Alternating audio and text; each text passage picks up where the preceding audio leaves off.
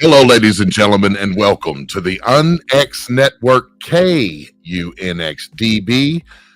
Kansas City, Missouri, Van Buren, Arkansas, and it's time for Paranormal Experienced with your amazing and intrepid host, Kat Hobson.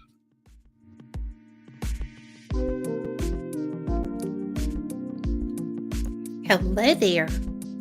Thank you. I'm so glad that you are here. And I have to tell you, I absolutely love being part of the X. This is such a great network. And I'm very happy to be here. There are great shows, there are great people. It's just a really fantastic place to be. And I get to interview some wonderful people. And I'm going to be bringing you somebody who is incredible tonight. Her name is June Lundgren. She is, she's a little bit of everything. June is a, she is a psychic. She's a medium, and those are separate things. I learned that long ago, thank goodness. She is actually a nurse. She is an animal communicator.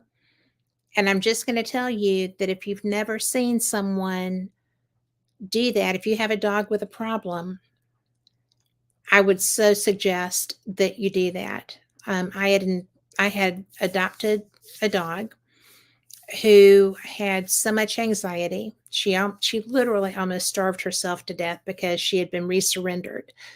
And when I brought her home, she was not coping well. And Gina and I were just talking, and I was like, I've got this dog. And she was like, well, let me talk to her. Made all the difference. And if you followed me in my shows for all these years, that would have been Tidy Heidi. And we've lost her since that time. But she developed leukemia. And she was such a wonderful girl. But June is who made her comfortable in my home and with me. And so it's very special because I'm just sitting there and I'm petting the dog, and all of a sudden she just goes dead still because June's talking to her and she's trying to figure out where that comes from. So June, besides being a prolific author, she has, I think, 8 books since the first one. She is really fantastic. She is also a demon slayer. She is a paranormal investigator. She founded her own team. She's been everywhere. She has been on Coast to Coast. She's been on Ghost Adventures. She has been on, you name it, she's been there. And she's brilliant.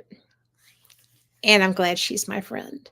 So, Jean Lundgren, hello there. Thank you so much for being here. Hey, it's Wednesday, hump day. Hump day.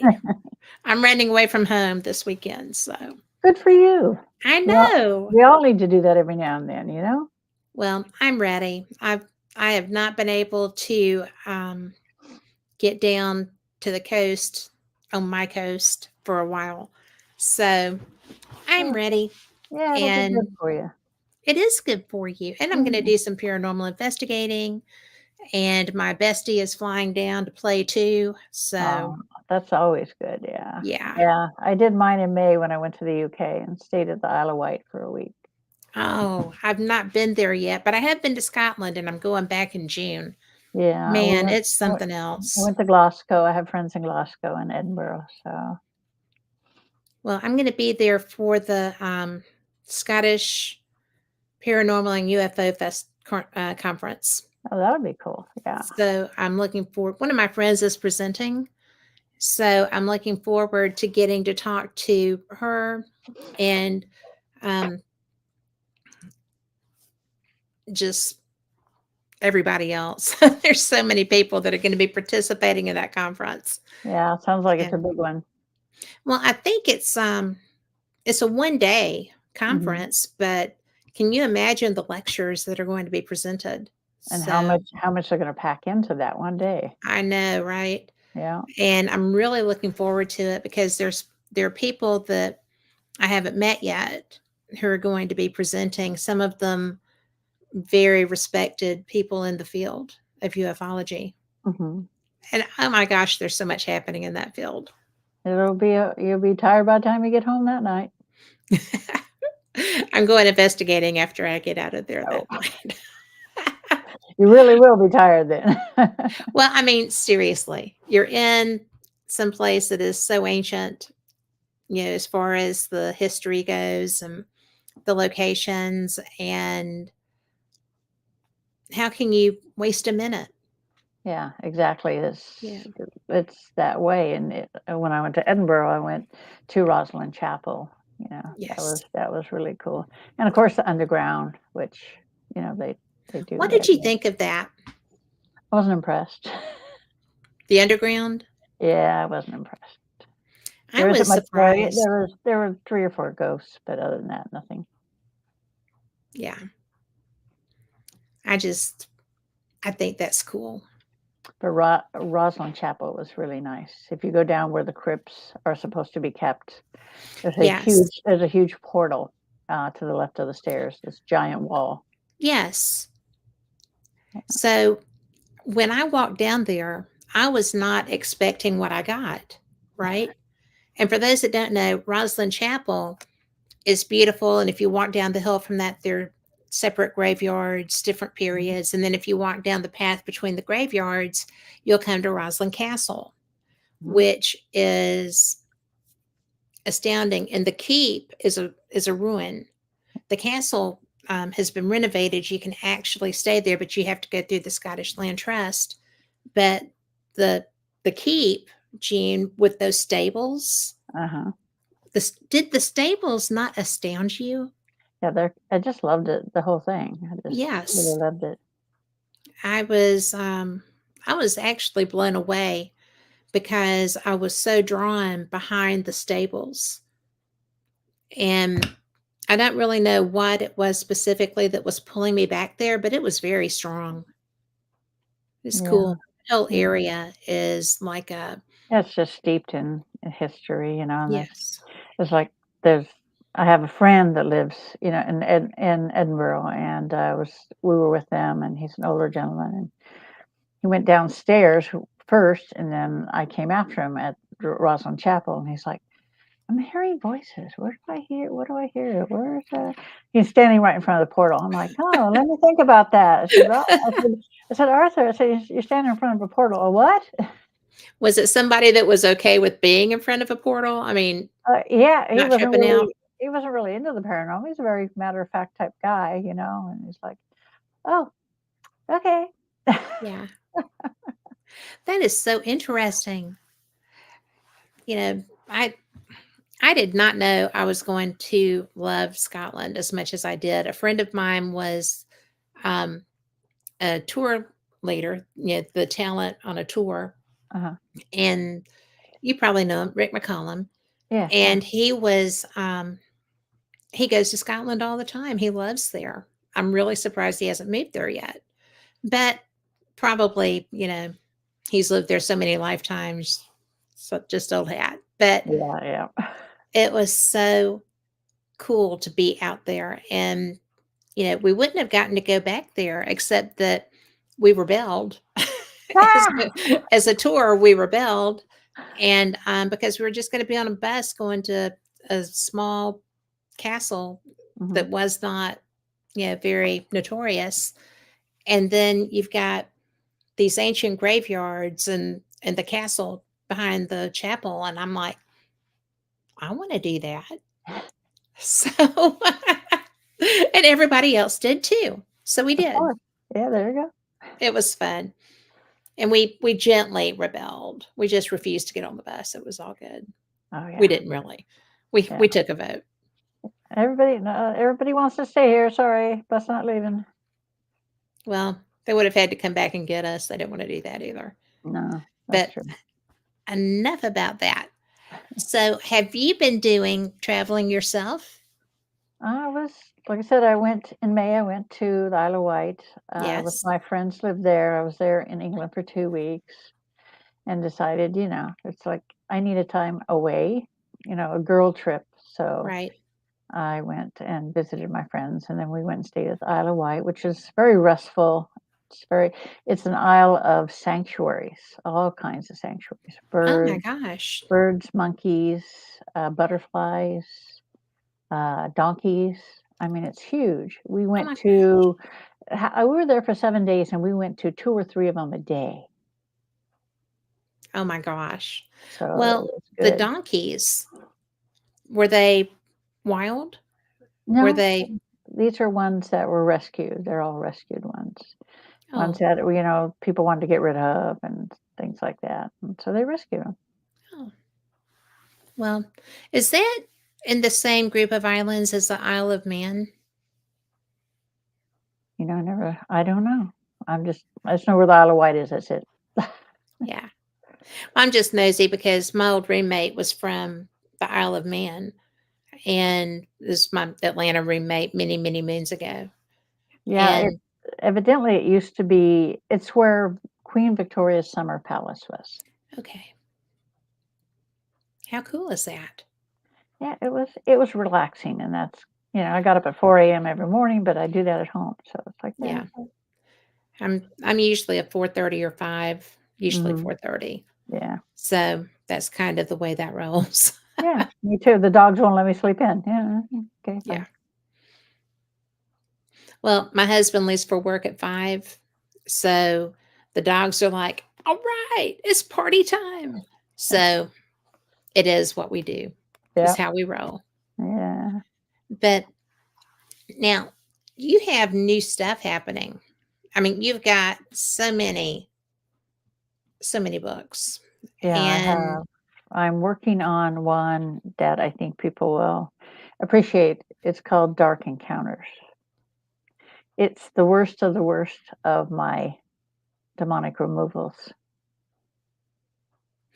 you know, we've had this discussion before, and I think that what you do, I know it's your gift.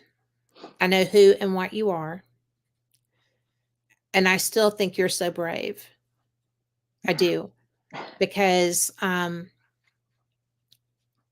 had an experience with just a minor demon, and while it wasn't something that made me run screaming for the street or something, Mhm. it was disconcerting. Yeah, they're never fun. Well, this one was trying this one was trying for me not to know it was there. Oh, yeah. And I was sitting in the living room, looked down the hall, and saw what looked like a dog jump from the bed into the mirror over the dresser. And I didn't have any, clear dogs. Uh-huh. So that was kind of a And experience. kind of an indication. Well, so it was just like, I don't even know what to do. So I knew I didn't feel comfortable handling it. I called a friend, phone a friend, Mhm. and she guided me through the process to get it out of the house. Yeah. And it was something that I wasn't comfortable with having here because, Yeah, I I had don't other blame you. dogs. I had, grandchildren. I had stuff that I didn't want involved. Right. And And these things can make themselves look like anything, so yeah, and anyone, so. yeah. Well, I think it was surprised that I saw it too. Yeah, I don't think it was expecting that. It was expecting to be, just slip in and see what's going on and, cause a little Yeah. problem and then leave. Well, the person who helped me clean my home saw said it looked like a guy in a black morph suit. And this is a military person, Yeah, right? yeah, So yeah, yeah. I'm ex-military, I know. so yeah. So I'm just like, "What? What?" And but it was successful. That's good, yeah, see, that's And the thing. It's as long as it's successful, that's the main thing. that was the main thing. Yeah, And I'm so glad because it was just something that I learned to respect it I didn't really have a lot of fear. I Yeah. was just so taken aback, because Yeah. It's like, what are you doing here? yeah, what was that? That's What's not your my problem? dog. Yeah. And at the time, I'd only lost one. Hmm. Yeah. So, that was, and it didn't look anything like him. Yeah. I'm sure it didn't. Because when Willow's here, she looks just like her, but translucent. Uh-huh. Yeah. The same fluff and everything. Yeah, exactly. Yeah. She looks just like her, but gray instead of white. Yeah. Yeah. So, well, how many God, this is a silly question because I bet there's too many for you to answer. I'll just rephrase that. What are some of the most memorable experiences that you've had helping people with that type of problem? I think one of the worst ones I've ever come across was a woman that was possessed by 11 demons. I had to do an exorcism on her. 11? 11. There were 11 in her. Yeah. Wow. I'd say that's one of my top ones. It was Well, did fun. they recognize what you were Oh yeah, they didn't like immediately? that. Yeah, they were trying to stay within her because they knew that I wouldn't want to hurt the Yeah, woman. right. So, they were trying to stay inside. I got rid of all of them but the last one, and it was being pretty stubborn. So it's like I'm not going. I'm going to hurt her if I leave. Right. I'm going to do something to her. And I'm like, "Do you want to go home?" And he's like, "I can't go home. To the light." And I said, "Yes, you can." I said, "If you truly want to go home." And I said, "Jesus, come forth." And my two friends are standing in front of me and the woman, and they part as this huge hand comes out to the woman, palm upwards. And the demon almost took it, and then he retracted back in. He said, "No, no, I can never go home." And I have the ability to look inside the demon's brain to see why they're hiding out, what they're doing there, how they got Right. there. And I said, "You're afraid." I said, "You're hiding out from Lucifer." I said, "You're afraid." "I'm not afraid." I'm like, yeah. So then I said, "Okay, Lucifer, come forth." And my friends are just freaking out because they see this dark entity suddenly appear at the end of the hallway coming towards us. And to them, it looked like a black shadow person, but had like a fedora, but it had double-breasted suit, spats, and glowing gold eyes. And I saw it in its true form. Right. And he reaches the woman and he says, he calls the name of the demon and says, "Come forth." And the demon said, "No, I'm not leaving. I'm not going." And Lucifer looked at me and said, "I know you don't want me to harm the woman, so I will be back for her for it tonight." So we all, went home. We're all in our respective beds at 3 a.m. when we wake up, and Lucifer says, "It's done." Whoa. So I called her the next day. She says, "I haven't felt like this in 20 years. Oh, I feel empty." I said, yeah. "Get some counseling." I said, "You have PTSD. Get counseling." So last thing I knew, she did. So that's a good Wow. thing. So, what do counselors say when somebody comes in with that experience, I wonder? Well, I have the name of a local person that's, a medium, and Somebody he's that you also, work with? yeah, and he's a counselor. So that's always a good thing.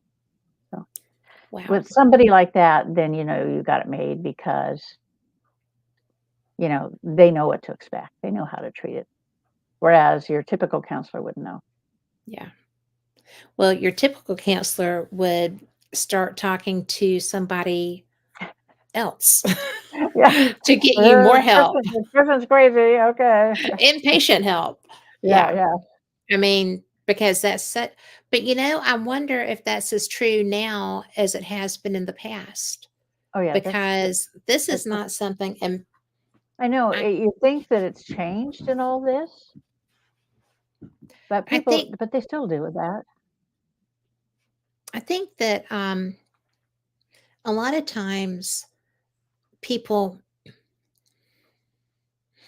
I've talked to people who said they had demons and that they were affected and stuff that I did not believe back in Mhm. the day. Yeah. Now, if somebody were to come to me with that, I would not discredit that with Yeah, it's the without um yeah, with that's the problem, people ask me, "Well, how do you know they're not just mentally ill?" You know? And I said, "Because I know the minute I connect with the individual if there's anything there or not, right, and if there's nothing there, I try to say, 'Well, we need to you need to talk about this. Let's talk. Let's work through it,' that type of thing. right, I don't, discount them because, they need somebody to talk to them and say, it's going to be okay that, that what you're seeing or what you're feeling, it's not there or I've cleared it away or whatever, however I can help them. right. Well, I'm so glad that that's something that you can do Yeah. because, and I know you're not the only one. I think Mhm. that's such a powerful gift. It's a tool and a gift that you offer to people that you're led to. Yeah. So, the whole time that we've been talking, I know that you do so much more than that. That to have that is so powerful because I know how I felt and I was well versed in the paranormal Mhm. and was not somebody that had no idea what was happening. And I had Right. resources, That's the thing. You knew. yes. And well, I knew it was not my normal Mhm. happenings. And I also knew that wasn't my dog. Mm. So, then I'm like, was it a deer? I don't know what this is. I'm great with animals. Maybe I have woodland creatures now. But but I mean, I do get spirit animals Mhm. sometimes. And I have them, well, they're all around here. Oh, yeah. But I also have another dog who is crazy that needs you. But it just seems like when you're a rescuer, you you get the most interesting animals. You do. Yeah, well, they say you get the dog that you need, or the animal that you need, not necessarily the one you want. Well, we picked Max out at a pound, my first dog. And then Willow was a rescue that my sister-in-law was fostering. Uh-huh. And I walked in the door, nobody had been able to touch her. The dog didn't sit down the whole time she was there for like 2 weeks. She Mhm. paced the whole time. And I walked in, sat on their futon, and she came and jumped up on the futon and leaned on me. I'm like, "Where have you been?" And my sister-in-law said, "Oh, you're taking her home. That's your dog." There you go. So, Yeah. and we were her fourth home and we were her first safe one. Mm, that's good. So it was a good thing. Yeah. But, I think that I'm as impressed with what you did with Heidi that night Mhm. as I am with anything that you do. And you do a lot. Your books are wonderful. Your power as who you are internally is amazing, which I know has something to do with what you did with Heidi. Um, that all works together. Yeah, it does. It's a combination of different things. It's like you're never because of what Ariel, it's the animals are drawn to Yeah, her. And, I'd rather deal with animals than people any day. any day of the week. Any day of the week because 'cause they're Yeah. so simplistic, they don't hold on to a lot of things. They hold on to fear. They Oh, hold on yeah, to fear, fear and hold anxiety. on to, everything that's ever been done to them. They Yeah, they abuse-wise, don't yeah. let it go. I have a mini Aussie Mhm. and a little poodle Shih Tzu mix that broke into our yard. He was going to be here. He broke the privacy fence. He's fierce.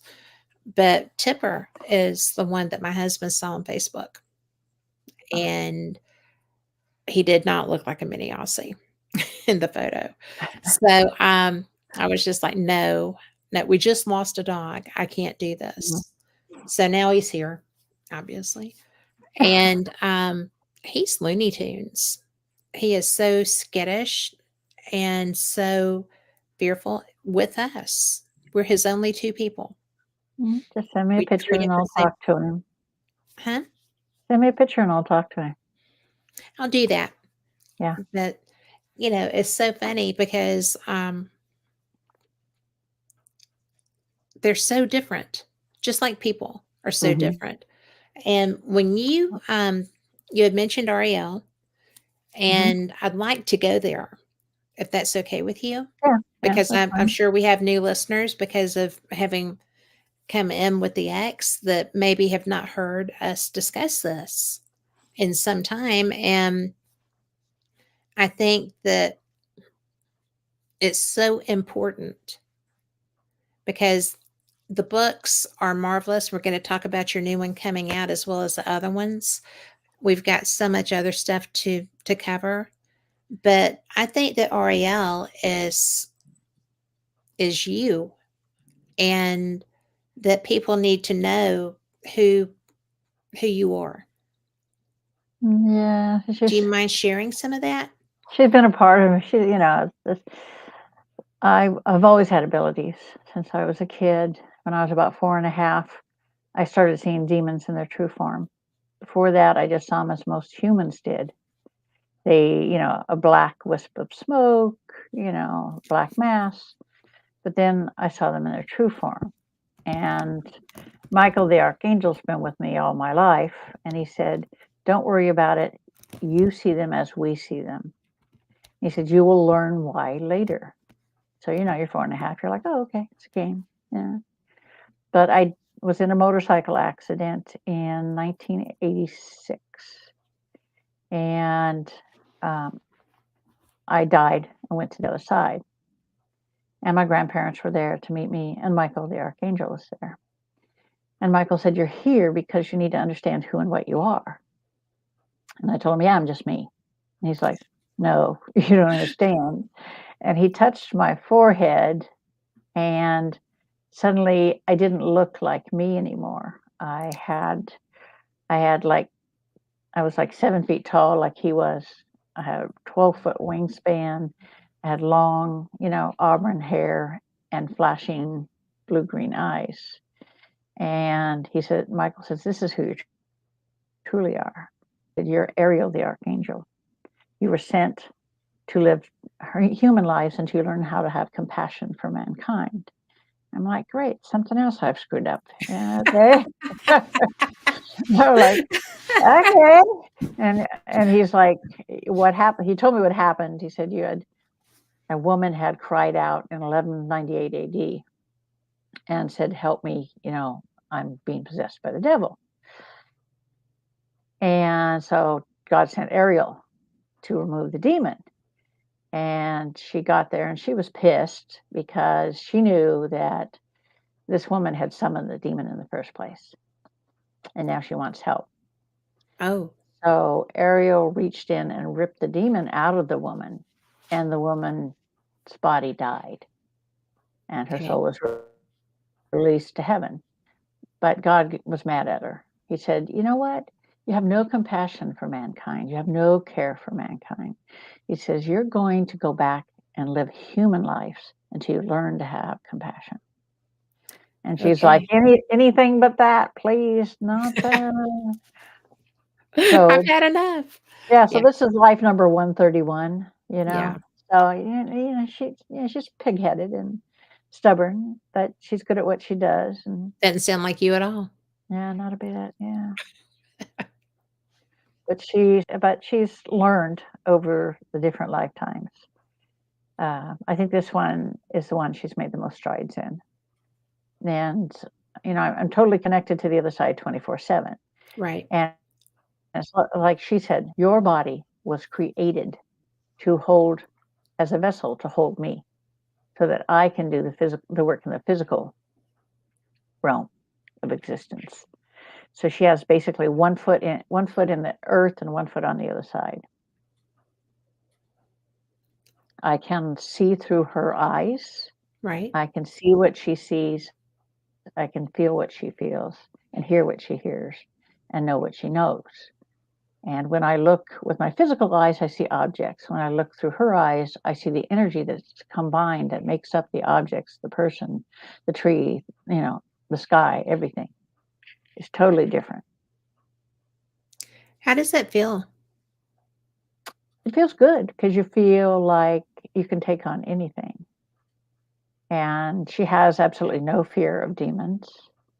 And I'm not afraid of them. I don't care. Slayer. They don't piss me off. I'll take care of business.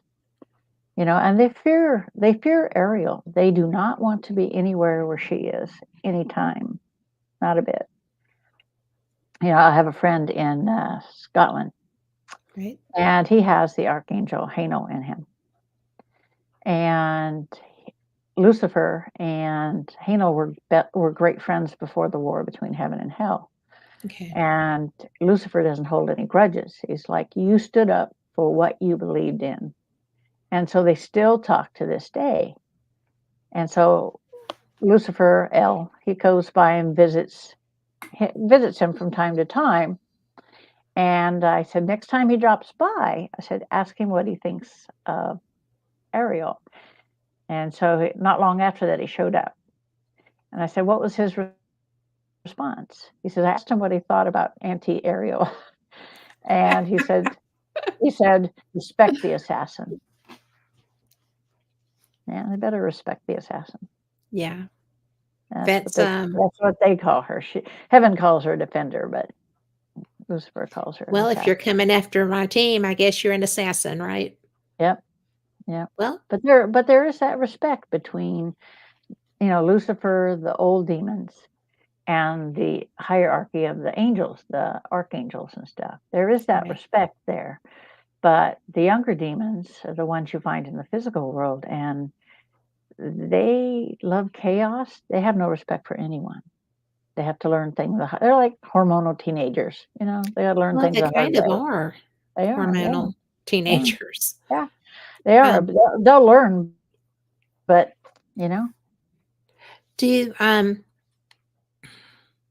this sounds so dramatic, okay? And there's not many people I could ask this, but the chaos that is happening in our world right now, I mean, it is not isolated.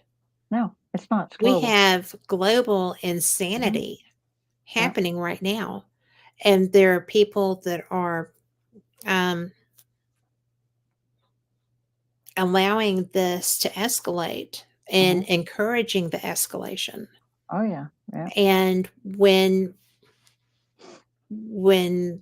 I sit back and I look at that, I get infuriated because it's not human. It's not natural human. And I'm like, who has unleashed this? How has this come about so quickly? And it's so disconcerting. Well, the demons are really, really getting desperate. God told me about 7 or 8 years ago, he said, he says, the demons have had this world for over 500 years. Yeah. He says, it's time for me to take it back.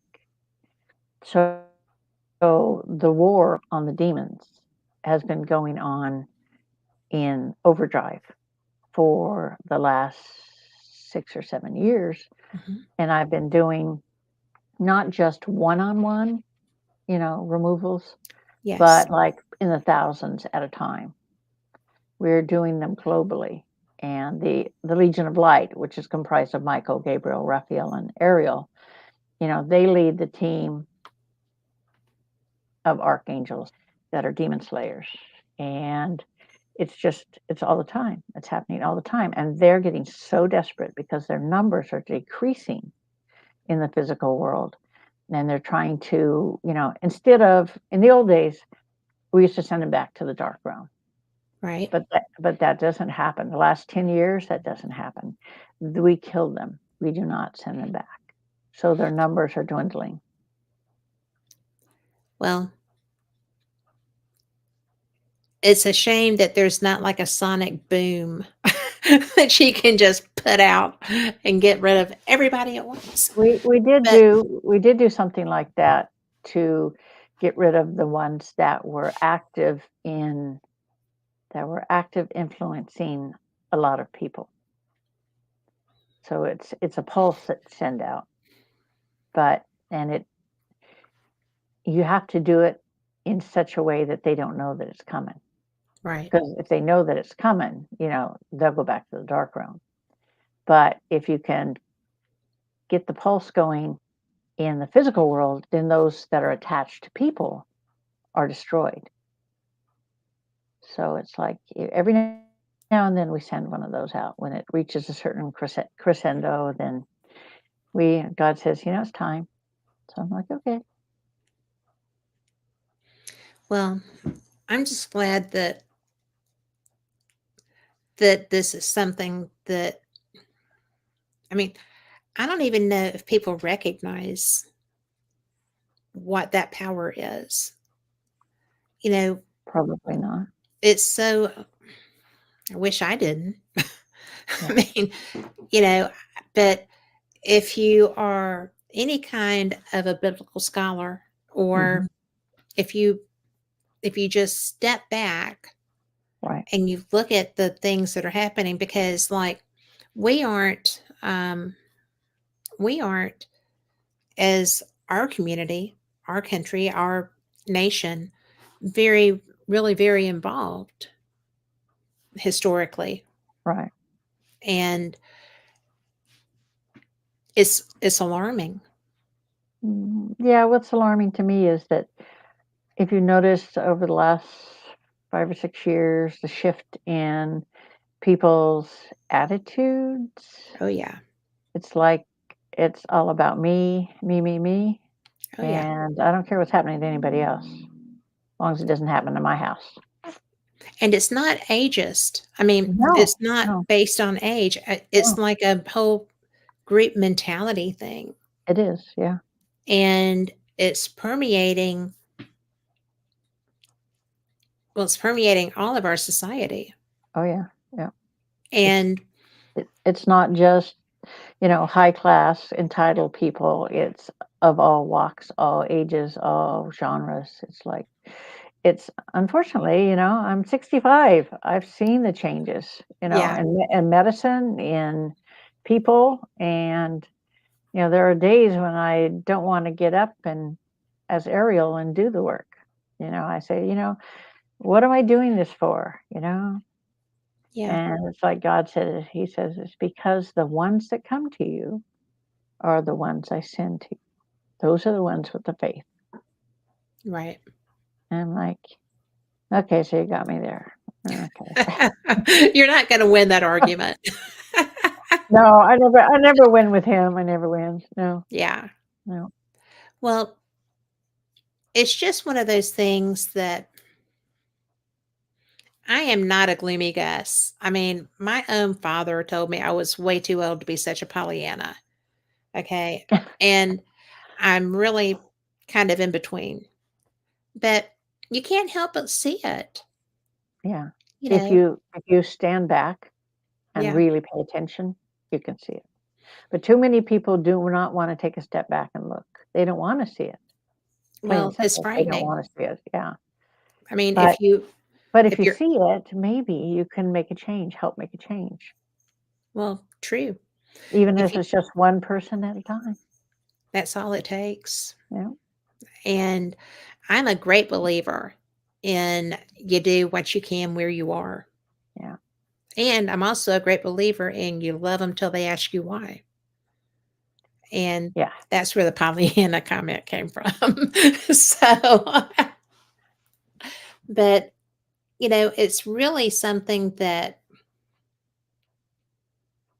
isn't it weird that we can talk paranormal, we can talk, you know, demonic sides of that, we can talk archangel part of that, and it all applies to our world right now. It does, very much so. And I think that's very telling with where we are and what Mhm. our jobs are Yeah. as It's spiritual people, you and your role. Um, and I mean, I'm no great shakes at being the best human, right? I just do the none best of I us can with are. what I've got. But we all put our pants on the same way. That's why Yeah. people say, I used to have a lady that I knew that she's like, I got sick one time. She was like, "You get sick? How can you get sick? Have an archangel inside you." I said, "Listen, I gotta experience, I'm still human. I gotta Your experience things the way body. the rest of them do, you know? Put my pants Yes. on one leg at a time." You got a body that's susceptible to germs. So, Yeah, which yeah, is part of why you're here to yeah. experience all of these The things. quote unquote human experience. Yes. Highly overrated, maybe. Right. Yep. But there are times, and then there's times that there's nothing wrong with being human in this time. Yeah. Scary Yeah. sometimes, but I'm very fortunate in my Yeah. life, Yeah. The thing is, if people could see what I see, they would be Yeah. different. Yeah. I see everything, unfortunately for me. But you know what? I've come to terms with it and learned, like the poem says, there are some things that you can change, some things you can't. And the trick is to know the difference. That's a big trick. Yeah, That is a big trick. So, are you good at it? I am. I am. And people will get a hold of me on either my website or Facebook or whatever, and they're saying, I'm having an issue or I have a question. If it's, I say, give me your phone number, and I'll call Right. them and talk to them. You know, because sometimes you just need somebody to tell it to. They just need to talk. I could see that because Yeah, if you're having to keep that inside of you, it grows and it gains yeah, significance and it becomes all consuming. And if you can yeah. And just get if the you, words out of you, yeah, somebody to listen, even if you don't say anything, if they can get it out and hear it, then a lot of times they can work it out for themselves while they're talking to you. I that happens a lot, doesn't it? It does. Physician, But heal yourself, as it were. I'm a type of person. If people say sometimes that I seem like I don't have a lot of emotions when it comes to dealing with demons. And I tell them, I said, I can't have emotions. I can't afford to have emotions. I said, because if, like, I'm empathic, but I shut that down. Because if I'm in the situation and my client is there and the demon's there and my client's starting to fear, feel fearful, and I'm picking up on that, then the demon Yes. will turn from me and attack the client. And I can't have that happen. That's too big a risk. Yeah, it's to the client or anybody else who happens to go with me. Mhm. I have a couple of friends that, I have a friend that's an ordained minister, and he wanted to go with me and start helping with this stuff, and he's the one that came with me on that, the exorcism. And I told him, I said, "You're coming with me for the first time to do an exorcism because you have a fear of the dark ones." I said, "God told me that you needed to come, that you cannot have fear and serve him. So this is what you're here for. You're here to learn." Okay. And after this whole thing happened, we leave the apartment, we go out to the car. He says, he says, "I've always known that God existed, and I've always known that the devil existed." He said, "But to virtually see them in the same place at the same time," he says, "I just can't wrap my head around that." He says, "It just blows me away, but it has renewed my faith." And I said, "Well, that's what it was. That's why you're here." Well, yes. Yeah. Wow. Isn't it amazing? I know that you see this all the time, but when you had that experience and you knew that he was supposed to be there, but maybe you didn't know that was the reason. I knew. Maybe you felt like he was confident in his faith already. No, I knew that was the reason. Really? And yeah, and I'd already been thinking, because when we had talked several times before and spent time Okay. together, there was that fear. Right. When you talked I could sense it in him. And he wants to do this, so he needs to get rid of that fear. That's a big thing. It is. It rules you. If you have a fear of anything, fear of heights, fear of drowning. Yeah. I mean, I don't like spiders. I mean, I really hate spiders. I don't have a fear of them, but I really get them out of my house. I don't like them I'm at like that all. with snakes. It's almost like I must have died every lifetime from snakes. Probably got bit by one or something. So I can't do it, right? But even in a zoo, I mean, Yeah, I don't mind and snakes. the odd thing is with our local zoo, the snake house Uh-huh. is the tornado shelter. Oh, I would die first. I would die in a tornado funny. before I went into that tornado shelter. Oh, So it's insanity. Who does that? Who even thinks that's a good idea? yeah, don't put me in the bug house either. I don't like bugs. Oh no. Yeah. The only reason I don't like bugs is because I know that spiders and scorpions can really cause havoc, and I don't like Oh, them yeah. either. Yeah, they bite you, they sting you. Yeah, it's not my favorite. Well, Don't like it. how did this is weird, but how did your friend recognize, how did he see you and see the demon? Because when I'm doing a removal, Ariel comes forward, so she's very present. I have Okay. physical manifestations. I have wings coming out of my shoulders. My eyes turn white. My face changes and my voice changes.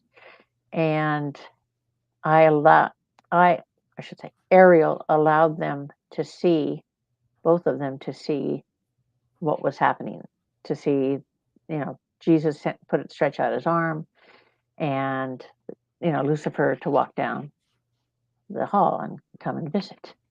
Right. And so he for a moment there, he said, just for a split second, when you said, Lucifer, come forth, he says, I thought in my brain, are you crazy? And he says, it was only for a split second. And then I realized who I was talking to. And he That says, may well have been my reaction and too. he says, I realized who I was So, talking to, and the thought instantly went away. yeah. He says, I had complete faith. Well, sure. I said, yeah, I won't let anything happen to you. I take care of my own. Especially when I say you can come, Yeah, right? especially when you're invited. Yes. Well, we are going to need to take a break coming up here in a second. But when we do come back, I'd like to talk about these classes that you're teaching. Okay, And I'd like to talk about your new book cool. because I love your books. So this is going to be good for me. And, I'm just so glad that you're here, June. Thank you for that. Oh, yeah, And yeah, anytime. You call, I'm here. thank you. And for all of our listeners, if you have questions, and I've seen a couple come through, go ahead and put them in. I'll see them as they come across. And we have a chat. So, that's where they all are. And yeah, Maria and Yolanda, thank you so much. We'll get around to everything. And y'all come back. We'll see you on the flip side.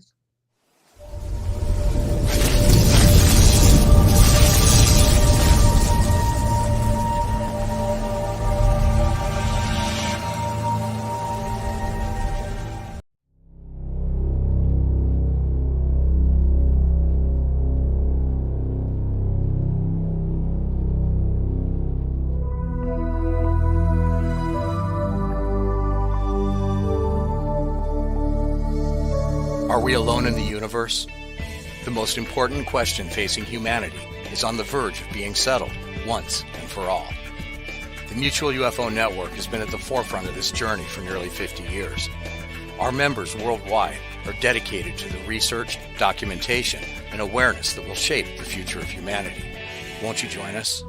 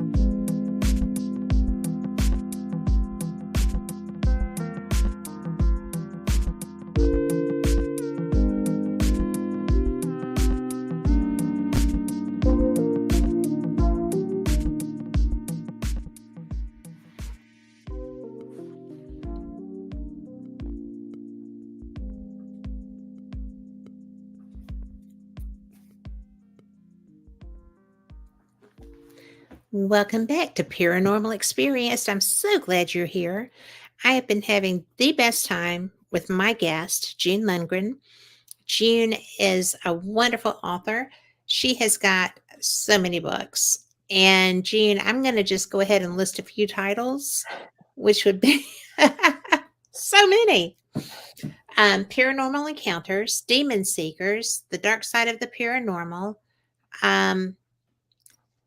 let's see, Demon Seekers, The Journey Begins, The Awakening, Paranormal Encounters Book 2, At a Time, which I have not read and I need to, A Medium's Guide to the Paranormal, and Susie's Big Adventure. And you have Petals, Golden Wings, which I have not read and I really need to do that. And then you've got a new book, Dark Encounters, coming out. Oh, yeah. Can you tell me about that one?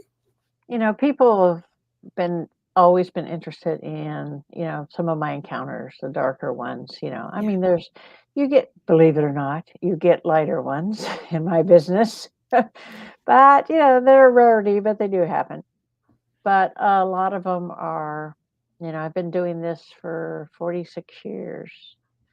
So a lot of the stuff is your run of the mill type removals, between the creepy crawly things Yeah. and the younger ones.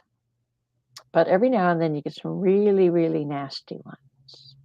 So this is the book is about my real life paranormal encounters, but they're dark encounters, the worst of the worst. And some of them are like, I went to a place called the Cage in England. It was considered the most haunted location in all of England. And I went over in 17 just to have a holiday, my son and I. And then I get a Facebook message from a friend of mine saying, "Give me a call."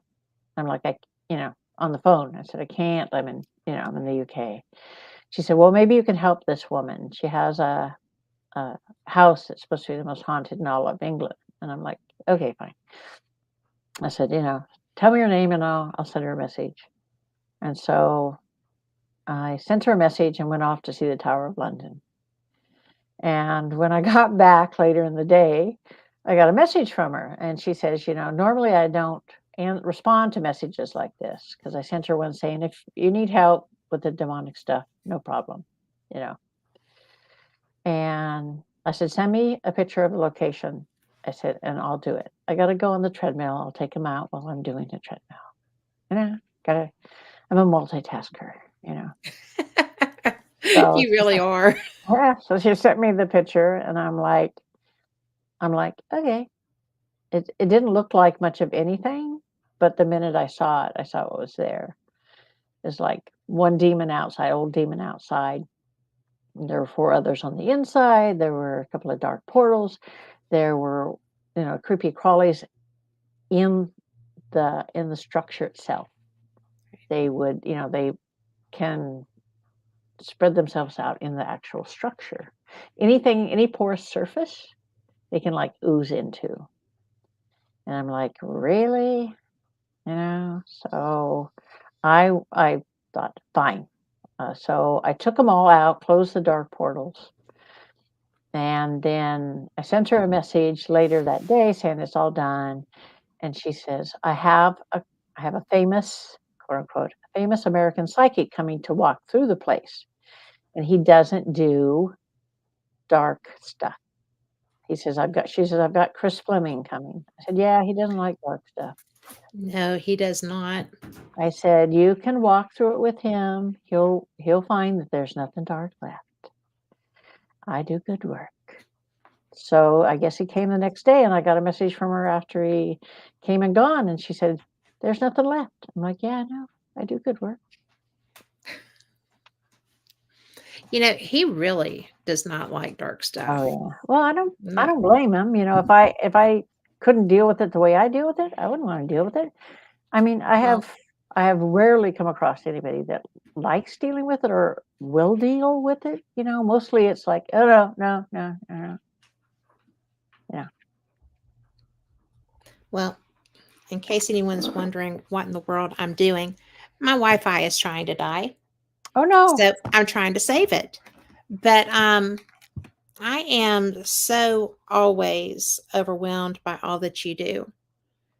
When you mentioned Chris Fleming, I just found that interesting because he's been working with some friends of mine in Scotland doing in Ireland too, doing the Haunted Scotland and Oh the yeah. Haunted Ireland Mhm. shows. Yeah.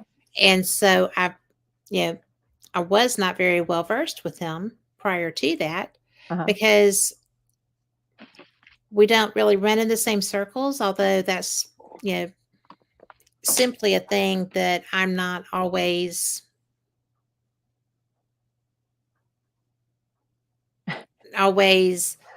you know, where he is. I don't go up north lately. Mhm. And he has been on um, a private investigation that he sold tickets for at the old Paulding jail in Paulding, Okay. Ohio, which is Yeah. a fantastic location. And anyone listening, you should go and investigate there because it's right outside of Fort Wayne. You can fly into Fort Wayne, and it is like 20 miles from that airport, but it's in Ohio. And it's so astounding because he had great experiences when he was there. Everybody pretty much does. I've had some very strange ones, and you can see some of them on the Portals to Hell show. It was a season 2, grand opening thing, premiere. But that guy is really a very good psychic, but he really does not like anything at all negative. Yeah. It freaks him Well, out. like I said, I don't blame him. If you can Yeah, handle it, it's one I don't thing. either. But Freaky is freaky. most of the psychics and mediums I know, they don't want to know me until they need me. You know what I'm saying? It's I like, know. I'm like, what? What? Oh, you're calling? Wait, you got a problem? It's like, Well, it's like nobody wants to do what I do. Nobody wants to talk to me until they need well, me. nobody wants to do what you do because you know what? If you're not an archangel, you don't stand a chance. No, you don't. You And really don't. And that's cold and harsh and all the things. But fact. yeah, I had a It's guy just call fact. me up one day, send me a message on Facebook one day saying, "Oh, I do what you do, but I've got an attachment." And Oh, I'm thinking to no,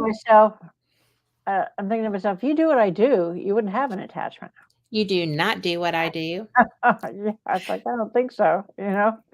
I said, I'll take it away. I said, but stop doing that stuff because you Well, can't do you're it. going to get an attachment if you're out there doing stuff. Yeah, I mean, come I mean, it's on. not like it's not rocket science. Yeah, I mean, get You a just clue.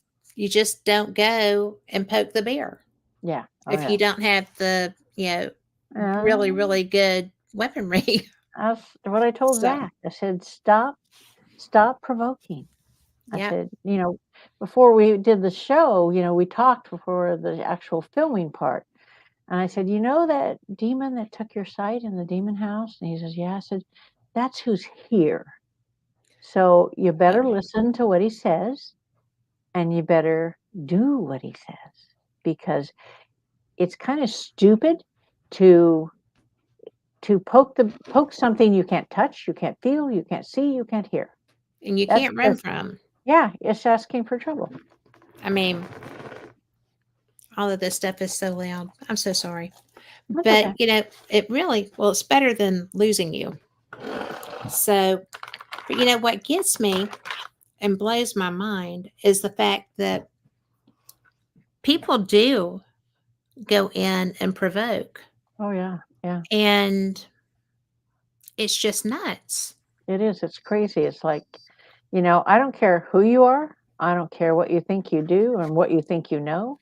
You don't know anything. And the first line in my book of the dark side of the paranormal is just forget everything you think you know about the Yes. dark side because you don't know anything.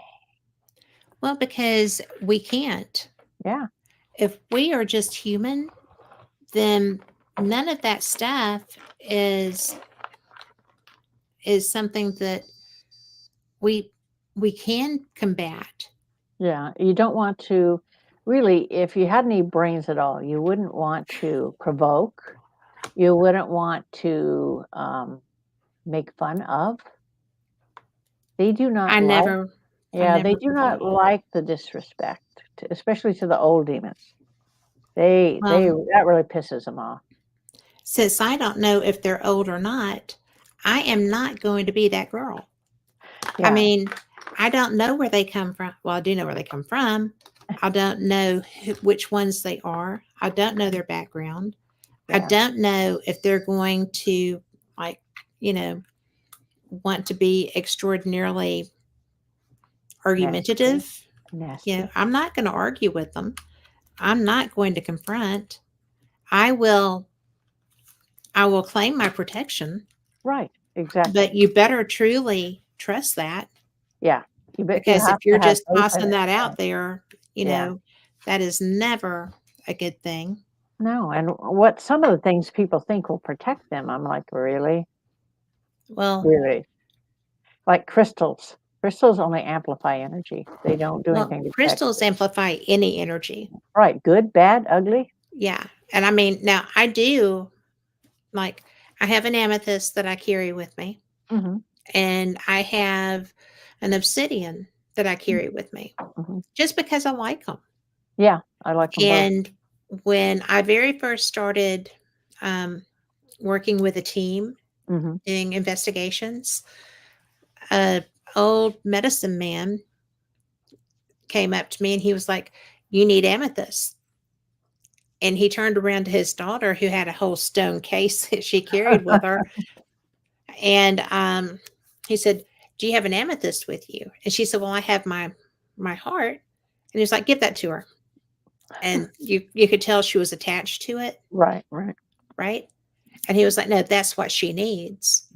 And it was a beautiful amethyst, and it was shaped like a heart, and it had a white, the top of it where the heart part is was Uh-huh. white. And I still have it because, Yeah, if they have if a some beautiful stuff. I love amethyst. It's I my have a friend. mother's birthstone. I have a friend that has a whole room full of selenite, Oh, and he's like, "I'm gonna send you a piece." yes. So I'm thinking, "Are you gonna send me a piece?" It's like this big. Oh, wow. I'm like, "Okay." I get it, That's and I'm like, cool. he's like, That's "Put it in the window. It likes that." I'm like, yeah. "Okay, I'll do it." Well, I'm always in the sun anyway, so anything with me usually gets some too, Yeah, but because it um, makes me happy. me too. I'm a lizard. Unfortunately, I live in Oregon, Yeah, I live in Alabama, so it's so like, mostly it's okay. yeah, Oregon's raining lately, and I don't like rain. My son's like, "You're a lizard, Oregon. mom." Yeah, that's where I live. Oregon, rain. I mean, you're gonna I'm see like, some rain. I grew up in Kansas, so I like the heat. I don't like the rain. I don't like the cold. Is Oregon hot? It can be. It was like 2 years ago. We had a 116-degree day, which is unusual, but it can get up in the hundreds. Yeah. Well, you have your own, it's like a temperate zone, isn't it? I mean, That's Florence, Oregon. It's like the banana belt of Oregon is Florence. It's right on the coastline. mhm, But we have a farm, so we have a lot of trees to keep yeah. it shaded, but still. I like it, but my husband and my son, anything over 75, they're dying. So it's like, okay, Oh, you'll whatever. just have to come visit me by yourself if you ever come. I know, I know. I'm headed for Arizona this summer. Oh, what part? I'm going to Sedona, and I'm going to stay in Then Scottsdale. I love Sedona. I've only I been once.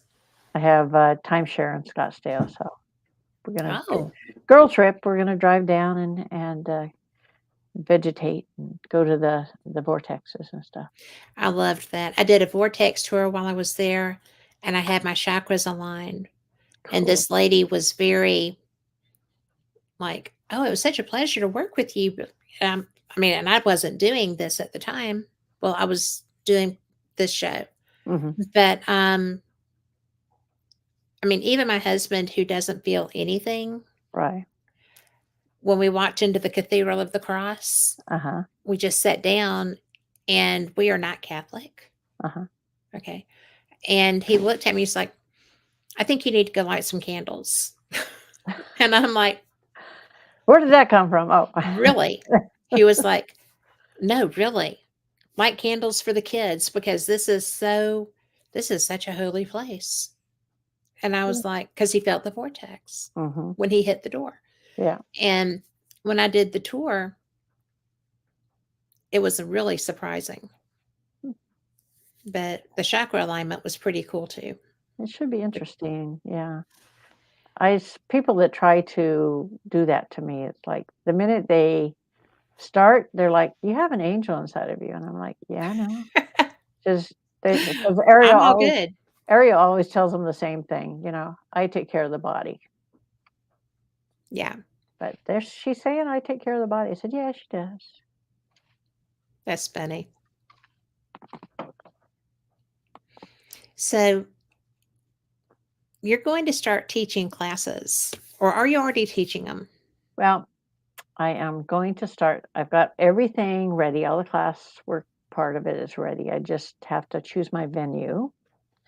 But I am teaching one of the classes that I'm going to teach online. I'm teaching at the Oregon Ghost Conference, March 22nd, 23rd, and 24th. And it's about signs and symptoms of demonic attachment. About what? Signs and symptoms of demonic attachment. Oh, What to look for, how to protect yourself, things like that. Because a lot of people, they haven't a clue. And I'm like, you feel like you have a dark cloud hanging over your head recently? Yeah. I'm like, let me think about that one. But people, it's not something that you can find in a lot of books. no, it's not, because I've looked. And trying to find it is like a needle in a haystack. People that find me that have attachments say, I've been looking for a long time, and suddenly your name just popped up out of nowhere. I'm like, yeah, they're trying to get you where you need to go. That's what it is. Coincidence, of course. Yeah, no such thing. No such thing. But anyway, so that's one of the classes I'm teaching. I'm going to teach. That's an important one. Yeah, I'm going to teach some on warrior angels. I think people should know because there are over 300,000 warrior angels in the world today in physical form. So there's a lot of them, and there's over 3 million of them, in spirit form in the world today. Really? Oh yeah. They're doing the work. They're getting rid of the 500-year plague. I bet they're tired if they had physical manifestation experiences. Yeah, they do. They don't like being, no angel likes being in the physical shell. It's weird if they do, because they all would rather be on the other side. And can't say it's I blame them. Yeah. Because people don't understand when you're on the other side, you can be in a million places at the same time because there's no distance on the other side and there's no time. So you can't say it's be like walking into the next room and you're in Europe. That's the way my it is. goodness. Yeah, that's the way it is. When I died and went to the other side, I'm like, this is cool. I like this. This is cool. You have to go back. I'm like, yeah, I know. Haven't I learned my lesson yet? It's not time. You have to go back and do the work. Oh, thanks. Yeah. They told me, Michael was like, you got to go back and do the demonic slaying. I'm like, you couldn't give me airy-fairy stuff. You got to give me the nasty stuff. And he looked at me and said, that's what you're good at. I'm like, fine. Tough to argue that. Yeah, because I told him one time, I asked him, well, demons can kill my ass. You know that, right? He says, and he's like, no, they can't, actually. Not you. He says, because Ariel protects the body. Yes. I'm like, oh, okay. And he says, I protect Ariel. I'm like, oh, there you go. There you have it. So ever since then, it's like, yeah, no worries. I don't have any worry. I don't care. I don't have any fear. I never have. That must be very liberating. I mean, because when people that I know who consider themselves demonologists and go out and how they perceive to fight demons,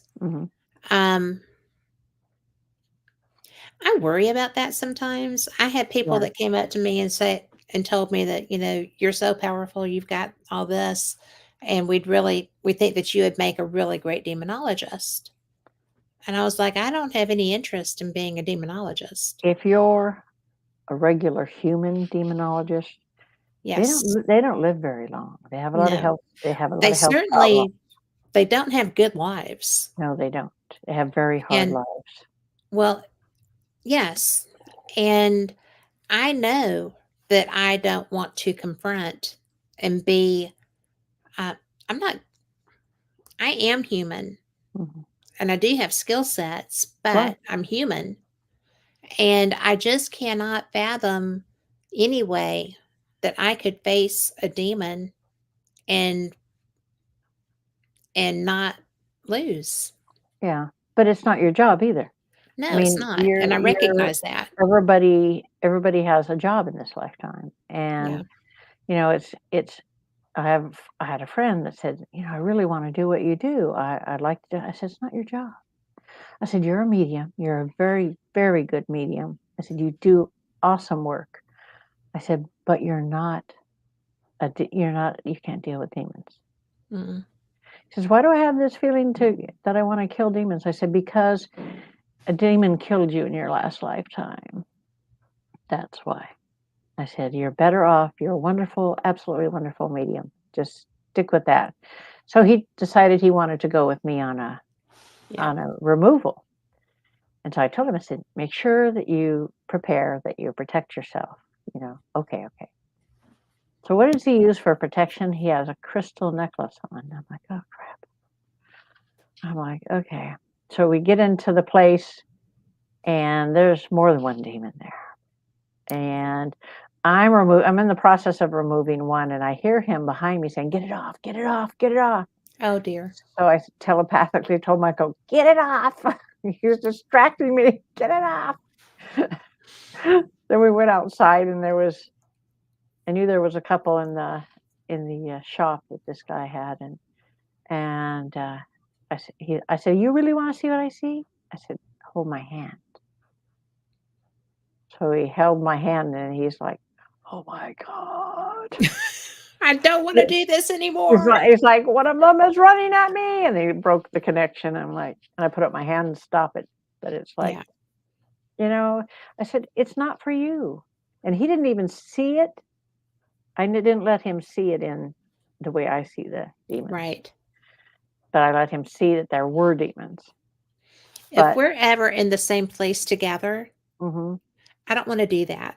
Yeah. There's only been 3 people brave enough to do that, and they all regretted it. Well, I know what evil feels like. Oh yeah. And I know I have seen evil. Mm-hmm. And I don't have any interest in seeing supernatural evil. Mm-hmm. Yeah. Because it's bad enough in a human form. Oh yeah. But to see that in a supernatural being would be very hard. It would be very hard to live life normally.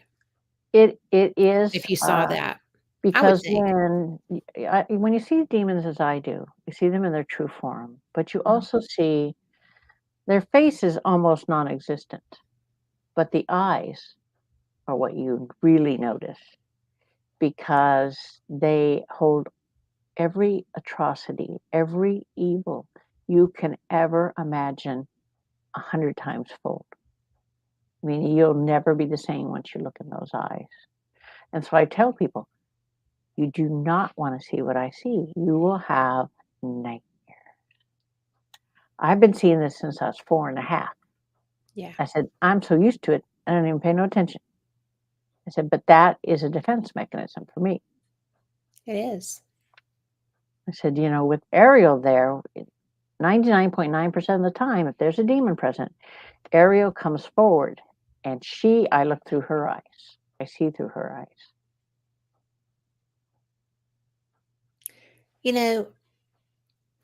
We don't talk very often, maybe once a year. Yeah. We're going to change that. But, maybe a couple of times a year. But one of the things about you that I like so much is that with all the things that you do, and the writing and the education and the helping people who are struggling, who are under attack, and it is a full-fledged attack by the time somebody comes to find you. Yeah. They are already oppressed. Yeah. And that's one of the worst. I have friends who have been oppressed, and it's so quick to move over. Yeah. If you don't find help. Yep. And I admire you so much, and I know that you have Ariel. that you are Ariel. Yeah. And but it's still so it's a choice Yeah. that you make Yeah. when somebody reaches out to you. Yeah. And I could never turn my back because, Well, you could not, but you still consciously make the choice. yeah, it's like there are days when I want to say, oh, sorry, I'm taking a vacation. But Michael's Amen. like, no. Even when I take a vacation, it's a busman's holiday. There's always something. Always. Well, yes. But that's the way it's going to be. And like right now, Yeah. you know, I am assuming that you and your peers are the big guns, Oh, yeah. okay? That y'all are fighting people who are on par with you Oh, yeah. that other people couldn't handle. So, you know, you're But not just a demon fighter, which is why demon slayer yeah. Yeah. and assassin. Yeah, she just, that's the way it is. You don't send them to the dark. In the old Yeah. days, we sent them to the dark. But we've learned over the thousands, hundreds of thousands of years that it doesn't do any good because they just repeat a performance. They'll come Yeah. right back again. That's why people that say, well, somebody came over and they got the demon out of the house. Yeah. And I'm like, all you did was evict a tenant. Yes. I said, there will be another one if things are not cleared completely. Because a lot of Yes. times what'll happen is somebody will go in and they'll clear it and they'll think they're cleared it. And it gets quiet and peaceful. And then all of a sudden the activity ramps up 120 fold. It's Well, like, because that's it's what been they do. irritated. Oh yeah, you piss it off. Yes. I tell people, if you think you have something negative, if you think it's a demon or a creepy crawly or something, absolutely do not sage. I said, A, it pisses them off. B, it lets them know that you know they're there. Mhm. And You C, acknowledge it and you give it yeah, power when you yeah. acknowledge it. I said, you cannot acknowledge these things. To acknowledge them is to make them see you, and you don't want them to see you. It's the last thing you want. I can't tell you how many paranormal investigators that don't have experience with dark ones will say, Yes. "Oh, look, Joe, there's a shadow person there." And it's like, "Oh God, just Yeah. keep your mouth shut, will you?" Well, I was meditating one morning, and my meditation place is my aunt's front porch when she was a kid, right? That's where my brain goes. Uh-huh. And I was just sitting there, and this man, full shadow, with a little, the small fedoras, Uh-huh. came in and sat on the other end of the swing while I Mm-hmm. meditated. Yeah, they can do And I that. was just like, okay. And the shape looked like her dad. Uh-huh. So it was a tall, slender guy with a fedora. Yeah, but it wasn't And their I mean, it dad. wasn't like the stovepipe hat like Shadow No. Man has and all this stuff. People, oh, you saw Shadow Man. No, it wasn't Hat Man. It wasn't Shadow Man. It was just a guy. Mm-hmm. Right. So I just kept doing my thing. And when I got done, he was gone. Yeah. He was just checking it out. Yeah, people think that, that every dark shadow they see is a demon. But No. that's not necessary. I mean, I've come across human spirits that were nasty in life and they're nasty in death, Yeah. and they can make you perceive them as they wish to be perceived. I got called in to a children's theater in Vancouver, Washington. And they're saying, this shadow, 8 foot tall shadow person is scaring the kids, scaring the employees. You've got to do something about it. And I'm like, okay, fine. So I go there, and here's this quote unquote big shadow guy.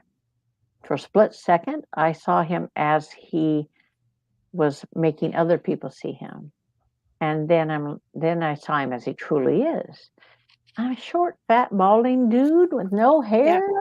It's like Yeah. he never got any respect in life, so he was damned if he wasn't going to get respect in death. He's going to show Yeah. himself as a shadow person. Why not? People fear you. Well, that is, I mean, because for all I know, that really was Uncle Steve that came and sat with me, right? No, no, it It wasn't him. wasn't, but I mean, but for all I know, it could have Yeah, been. it was another human spirit, but Yeah. it was just And curious. Yeah. yeah, I mean, even if I shield, I still glow. Yeah, I don't know why exactly. that is. I guess I'm not that great a shield, but I really think I No, am. it's the light But because you serve the light. So you're always going to glow. It's like a candle in the dark. I had somebody else tell me that one time that didn't even know me.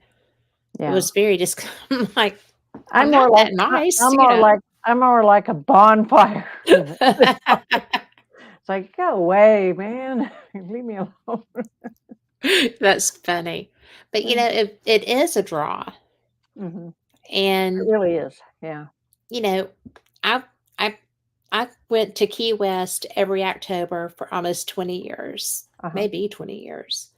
And it was funny because both times I was hurt were down there. The second time I fell to a balcony. Okay. So I came home Yeah. and ascertained that I was not going back because once that can be an accident. Right. Twice, probably not really an accident. And third So time, definitely not. yeah, I wasn't giving it a chance either. Right. But and it's funny because I really did avoid things that would irritate. Like Right.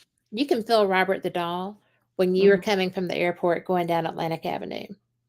I feel him when I'm there.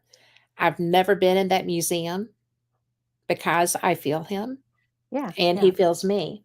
That's because he has a So, demonic attachment. huh? It's because he has a demonic attachment. Yeah. So, do you know who it was? Yes, I know. I know the demon's name. Well, can you tell him to stop? Because one of my friends who's a psychic, well, an acquaintance, he's a friend of a friend, sent a message to me and said, neither of those were accidents. You don't need to go back. The third time's the charm. And I Yeah. was like, If well, somebody brought that to my attention, I can kill the demon. It's not a problem. Oh, but then what gets me is just like, don't take out the demons because we really need them here. It's like, really? no. I don't think so. Anytime you see me and you think there's something like that, you just knock it on out. I'm good with that Yeah, people because like, don't take why would somebody want to not, why would somebody when not want to clear that? when I did Ghost Adventures, the producer comes to me and says, "Hey, don't remove the demons until after we do the investigation." I'm like, "Oh yeah, sure, okay." Not because Not.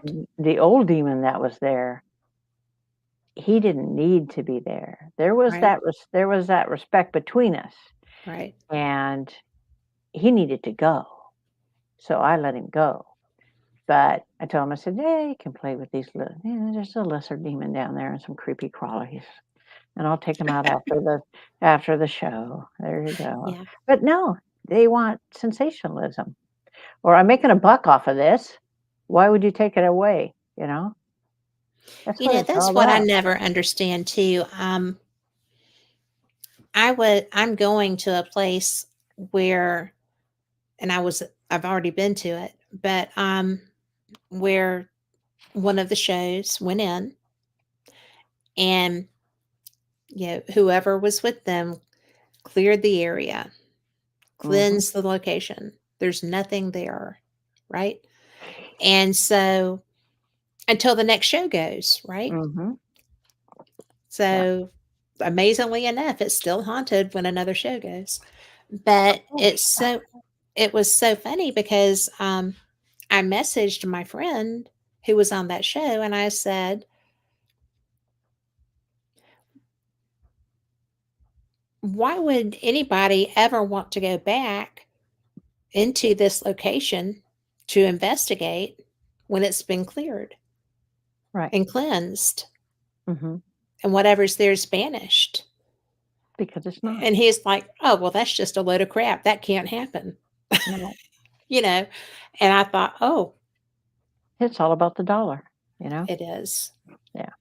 Now, I do know that there are truly haunted locations that these Oh, people yeah. go to, Oh, yeah, but, for but sure. being able as an ordinary human to clear that is an impossibility, is it not? It is if it's demonic, yes. Yeah, Because people don't understand. When I remove a demon, I'm nice. I use the word remove. I kill it. right. You have to clear the body, the mind, and the spirit, and the location itself, the home, the land, the cars, everything. Because as long as that demon is there, the porous surfaces are going to absorb the negative energy from the demon. And so, therefore, it will be impregnated in these porous surfaces and it will attract other demons. And you'll have a reoccurrence. People don't do that. No, Oh, thank you. I'm going to take this demon out and there's not going to be anything here. No, no, no. You don't understand. No. You don't understand. Well, I am just so, I was so surprised when this message came to me about Key West because, you know, I was just kind of like, this is so weird because I know the history of Key West. I try very hard to not be offensive Right, right, to what's there. right. And, I haven't, the house that Robert the Doll originated within Uh-huh. is a private residence. So there's no tours there. There's Yeah, no that's a good thing. anything. I mean, and I'm going to say that that probably didn't have anything at all to do with what happened to me. But I did an investigation at Zach Bagan's museum recently. And I walked into a room and they had a replica of Robert the Doll. Hmm. And I just kind of went, I know this isn't real Hmm. because A, there's no energy coming off of it, Right. and I know what he feels like. Yeah. So It's I'm like, just like, okay. so I went and found one of the staff and brought them with me. I was like, why is this here? This isn't the real Robert the Doll. And he just looked at me and he was like, how do you know? I said, because I know what he feels like. Yeah. And this is not the real Robert the Doll. Somebody had gifted Zach that. Uh-huh. And, because it was in like the doll collection kind of a room kind of Yeah. thing. Yeah. I remember. And, but I was taken aback until I sat still for a second and I was like, okay, that's not him. Yeah. Yeah. You know, You can feel the difference. Yeah. In the So I energy. think those people were just tripping out because I was like, this isn't him. What are you doing? And why are you doing it? I know. And now they were not trying to present it as Robert the Doll, Right. That would be okay? different. Yeah. Because it was in a doll collection room Right. and it was a gift. Right. So, I mean, those people could have done something to create energy for it too, but it wasn't Robert. Yeah. Yeah. And, it was just like disconcerting. Yeah. I've been to that museum. I cleared that museum back in I 18. love that museum. Yeah, I cleared it. I had some friends that went there and said that that they've been having nightmares after that. And I'm like, oh, geez. So Michael comes to me and says, Vegas, baby. I'm like, no, no, no. I hate Vegas. He's like, we need to go to Vegas. I'm like, why do we need to go to Vegas? Vegas, baby. And he's like, fortunately, I have timeshare down there. I made a girls' road trip and we went down. But he says, Michael's like, the demons have been sending people to Zach with these objects, which have old demons attached to them, like the Dybbuk box and some other Yeah, that things. debit box is interesting, but go It ahead. is. And he says they're going to use this to open a portal, dark portal into the physical world so that they can, it'd be like putting an army through, through the hall, into this other country, only it's into the physical world. I'm like, oh God, really? And he's like, we need to go down and we have to physically be present to do this. I told my friends, I said, we're going. And they're like, I said, I'll get tickets. I said, but we'll only go in after I do the removal. So I knew that there was a lot of people lined up to see it and it was busy. And I thought, okay, I'm just going to do it from outside. So that's what I did. I cleared it from outside, closed everything, and removed all the demons. And my friends and I went and walked through the thing, and I'm like, oh yeah, I do good work. There's nothing left here. So we're good. I said, but it won't last long. I said, because people, the demons they know he's a good soft touch. They'll have other ones bring stuff. Yeah. But we got the big stuff out. So that was the major thing. They couldn't do that. But we had fun. It's like, okay, girl trap, road trap. You know what? We are so much alike because I love girl trips. All of my Yeah. girlfriends that I run with live away from here. Most of them Oh, are in Ohio for some reason. But I love girl trips. yeah. It's Yeah, we did another one to the Winchester Mansion. I just investigated there like last year.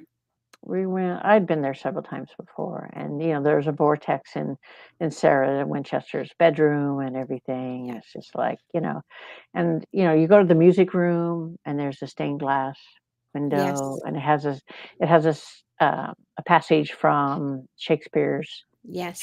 Charles whatever, and the tour guy is like, we don't know why she chose this passage. I said, I do. I said, she was a spiritualist, and that's what Yes. that means. Yes. He was like, oh. And I said, by the way, the gardener's name is Albert Bean. Don't I just got a call him the picture of gardener. him. I got a shadow man working in the garden. Hmm. I actually pulled a photo. He When I loves working read there. an article for Fate, and it has that picture with it. Yeah, he likes So working there. He's like, tell him he my name, does. will He's you? so I'm tired of this calling me, the gardener. It's like, yeah, okay, I'll tell him. yeah. But he was so. I mean, and it's just he's just bent right over, Hmm. and it's where the wisteria arbor is. Yeah. It was right the bed next to that, Oh, yeah. and because I love wisteria, so I was walking through the arbor and just taking pictures, and I have a photo of him bent over working, and it was so cool. And it's just one of those things that I had no idea I had that image. Mhm. Yeah, a lot of And times you don't know until you look back at it.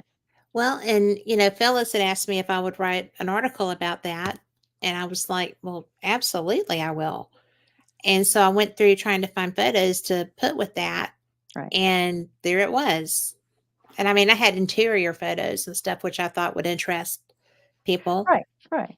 But when I saw that photo, that was the one that got me because I Yeah, didn't that's even know I cool. had it. Yeah. And it's Winchester House was quite different, wasn't it? It was the first couple times I went there was way back. And then when I went there the last time on this road trip, quote unquote, they were shooting the movie, Oh, Winchester. yes. And Sarah Winchester was pissed. I bet she was because that She's like, movie was not about her. yeah, she's like, this is not how it was, blah, blah, blah. Nope. I said, listen, I said, there's a method to this. I said, if you want your beloved house to continue, I said, they need to have money. The foundation needs money in order to maintain it. It's very expensive. Yeah. I said, this is one way they can make the money. They get paid for it, and it will the legacy will continue. And she still wasn't okay with it, but she wasn't as upset because she realized that Yeah. this is going to help. Well, she was a smart woman too. It was. So, that's not something that's going to blow her away to comprehend that. Yeah. Something that I found fascinating while I was there, um, one of my friends is brilliant with an SLS camera, the little stick Yeah. people. Yeah. And when we were in Sarah's bedroom, her final bedroom, not Yeah. the Not the Daisy big one. room, Yeah.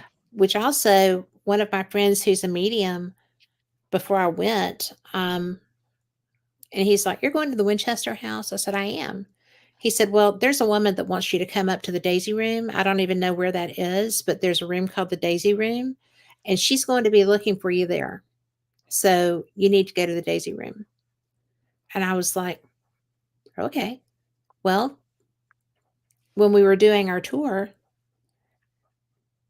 the Daisy room, her bedroom, her Right. original bedroom The where the original. tour. Yeah. And I walked in, and I bet my eyes looked like two side order regrets. Okay. Because I was just like, "Oh my gosh." And Patty Negri was part of that experience that I was doing there. And I went and found her, and I was like, "You have to come with me now." And she was like, "What?" I said, "No, really. I need you to come with me to the Daisy room right now. I need you to give me whatever message this lady has for me." So That's funny. she just kind of looked at me like, "Oh, come on, Kat. Yeah, this is crazy." And I was like, "No." I actually was told by a friend who is a psychic that there was a woman waiting for me in the Daisy room, Mhm. and I need to know what she wants. And I'm Yeah. afraid I'll miss it. So I need you to come with me so Yeah, that you can tell exactly, me what right? she has. I Yeah. don't want to blow this. 2 heads are better than 1. Yeah. I know, especially somebody that I know is jam up too. Yeah. So my hair is just going everywhere. But um, I am so glad that you had interaction with her because, as I walk through that house, there's a piece of furniture that is almost identical to a piece I have that was my Mhm. grandmother's. Yeah. And I mean, there were a lot of similarities and a lot of connection feels through that house. Yeah. And then during the seance, my mother came through. Well, that's cool. And I mean, I don't have to have a seance for my mom to be there. Right. I mean, she's Right. always here. But it's nice. Yeah. It was, yeah. But there was a lot of noise and background, and only the people that knew me knew that that was my mom. So it was funny. Well, that's But, I am so lucky that I get to have those experiences that are mainly familial. yeah, that's nice. And I'm glad that I don't have the, even though I know that you're tooled for this, right? Mm. I'm so glad I don't have the experiences that you have because I find them a little scary. Yeah, it's not for the faint of heart. Not everybody likes it. And, it's like my son doesn't want to have anything to do with it. And I told him, I said, it's not your calling. This is not for you. I said, this is for me and no one else. Right? So that's why I carry that burden. Well, and I don't think people, when they hear what you do, comprehend what kind of a burden that is as a rule. Because, Yeah. I didn't when we first met, when we first started talking. Hmm. And it was not until I had spoken with you a couple of times, really, that I fully understood what stress and strain on your body this can cause. It, Ariel yeah. is impenetrable. Right. Yes, she takes care of you, right? Right. But there's still battle weary moments for you Yeah. Yeah. because your physical body was not made to do what Ariel does. That's true. We had a big battle on, it's funny because it was 8 1818. Really? There was a big battle. It was Lucifer's son had been causing problems and was out gunning for Ariel, and he had gathered some followers. And I knew he wanted to fight. It was just a matter of me picking the time. I wasn't going to let him pick the time. Right. But right before the battle, Lucifer came to me, and says, I want you to know, I did not sanction this. I do not approve of it. He said that what happens to my son happens. It's on his head. And then he was gone. And so Ariel killed his son and most of his followers. The Legion got together and with some other archangels, and they just took care of business. Because you have to nip it in the bud. Because if you don't, it will just grow and grow and grow. Right. So that's why you have to remain ever vigilant. Is it possible for you to be snuck up upon? No. Has that happened to you in past bodies? No. No, she's too finely tuned for that. She would never allow the physical body to override the soul, the spiritual body. Because the reason for that, she says, is because there is too much riding on this physical body, because she has to do the work in the physical. So she has to have a physical body to do it with. Because until she comes forward, they don't really realize she's there. But that's the good part about it, is when I'm on location and there's demons there, they think, oh, another stupid human, until she comes forward, and then they're like, oh crap, they want to be everywhere but where she is. I'm sure crap is the least of their words. Yeah, it makes no difference. Yeah, they call me everything but a white person. So there you go. That's something that it always blows my mind, that you do what you do. I mean, it's really fascinating. And I started to say I wish that I could meet Ariel, but I think I'm okay with knowing and liking you. Yeah, it's like people don't want to see Ariel because I have a friend in England who was in the hospital and had spinal surgery. And her husband had a massive coronary while she was in there, and he died at 57 years old. She was only 43. And so she couldn't see him because she was stuck in the hospital. She had spine surgery. They couldn't even have the funeral for almost a month later. And she called me and said, I'm missing him so much. I'm missing him so much. Can you bring him? Can you ask Ariel to bring him to me? So I sent Ariel, when I went to sleep, I sent Ariel to her. She got John, her husband, and she brought him to her so that she could see him and feel him again. And she said, she says, the first time I've ever seen Ariel in the full. She said, if I didn't know any better, she said, I'd be scared. She scared the piss out of me. So she looks so fierce. And I said, she has to be fierce. Look, she's a fierce being. Yeah. But she was so happy to see her husband. That's astounding. And we are just about out of time. Oh, no.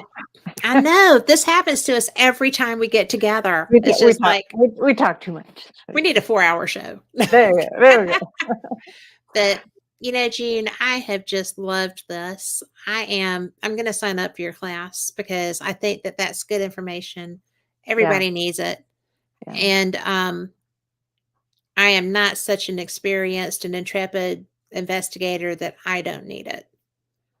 I think So everybody needs the information about they the dark. do. Tell people Because how to find you to be able to get that online. yeah, you can go to my website, which is mysticconnections.org or demonseer.com. They both feed into the same website. And I'll have notifications the uh, about the classes. I'm also putting up a YouTube video on the class, on exactly the class, and it's going to be done. It's going to have sound and everything, so they can catch that there. When I get ready, I'll put it up on Facebook. I'll put it up on my website. All those things. But yeah, if you need to get a hold of me, if you need help, you know, send me a message on my website, and that gets to me quicker than Yes. anything. Well, thank you so much. I love getting to talk to you. Yeah, I always have fun. I know, right? Kind of a mutual admiration society there. I Very, just think very the nice. world of you. So Yeah. I do need to let everybody know that coming right behind me is Cryptid Creatures podcast, and that's going to have Brian Brock and Todd Stevens. And you know what? Every show here on the X is fantastic. And I hope that you can join me for Fate Mag Radio, which comes on Sunday nights. And otherwise, I will be here. Same cat time, same cat channel. And thank you so much. And Jim, namaste, my friend. Thank you. You're welcome. All right. Good night, everyone. Thank you so much for joining me.